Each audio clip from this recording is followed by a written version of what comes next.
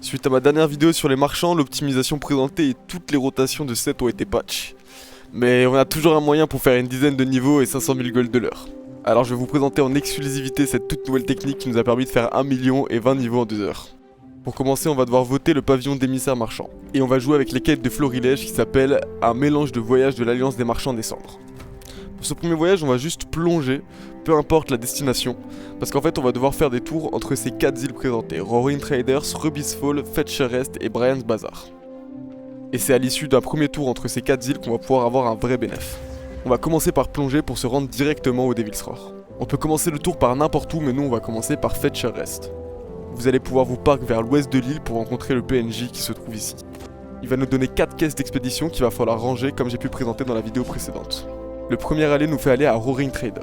Donc à partir de là on va revoter une quête qui elle va nous mener vers Brian's Bazaar. Une fois au bazar on fait pareil, on récupère simplement les caisses. Encore une fois la vie d'expédition va nous mener vers le Roaring Traders et ça va être ça pour tout le premier tour. On revote une quête et cette fois-ci ça va nous faire tomber sur Ruby's Fall. Donc pareil on reprend le voyage et on repart pour Ruby's Fall pour récupérer les nouvelles caisses. Une fois déposé, on peut ensuite aller au Roaring Traders enfin pour récupérer et commencer le petit. Donc sans revoter de quête, on va simplement récupérer les caisses qui nous ont été données sur la quête qui nous a donné Ruby's Fall et Roaring Traders.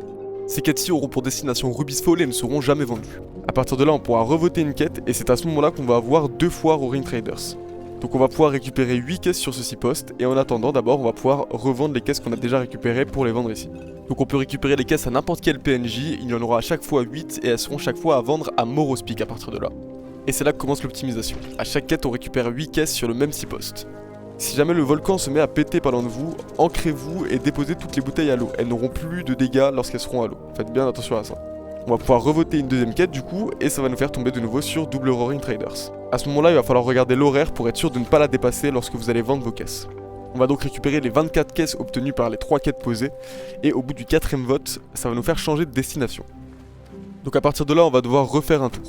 Si vous avez une équipe assez avisée vous pouvez laisser une personne sur Roaring Traders. Cela va permettre de doubler le nombre de caisses récupérées à chaque quête posée.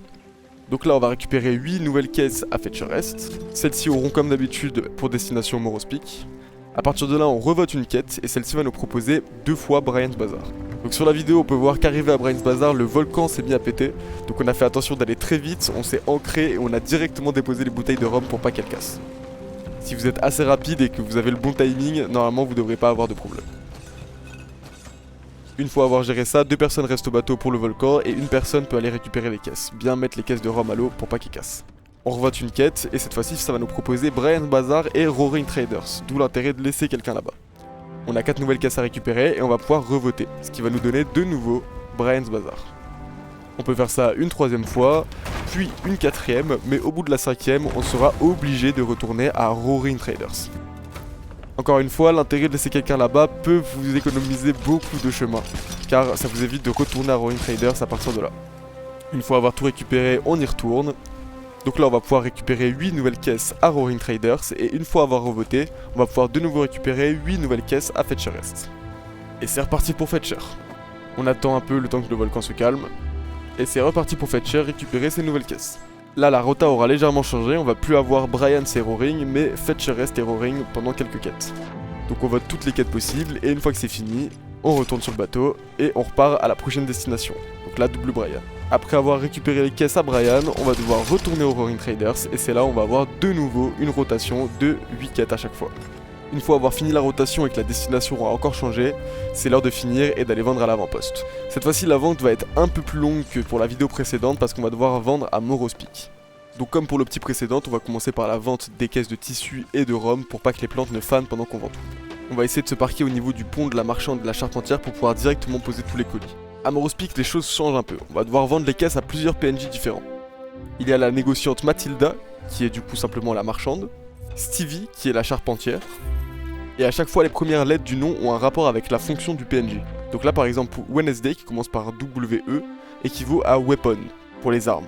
Il va donc falloir vendre les caisses à la marchande d'armes. Talula, qui commence par TA, et la tavernière. Faites bien gaffe sur le chemin à ne pas vous faire propulser par les geysers et ne pas casser les bouteilles. On a Chester qui commence par CH qui correspond à Close, les habits en anglais. Sa boutique se trouve juste devant le pont. Et pour finir, on a Tad. Son nom commence par T pour Tools, les équipements en anglais. Son magasin se trouve juste à côté de celui des vêtements. Donc voilà, on sera fait des petits tours tranquillement du Devils. On peut voir qu'au niveau de la session, je suis niveau 23 avec 900 000 de gold et qu'à la fin, je suis niveau 43 avec 2 millions de gold. On a eu avec ça quand même une alliance et le gold rush qui a beaucoup joué pour les gold, mais l'XP n'a pas changé. Voilà, je rappelle juste pour débunk certaines infos que mes techniques ne sont pas bannissables. On se retrouve très vite pour le prochain tutoriel, que ce soit pour les factions ou pour le jeu en général. Allez, à la prochaine pirates!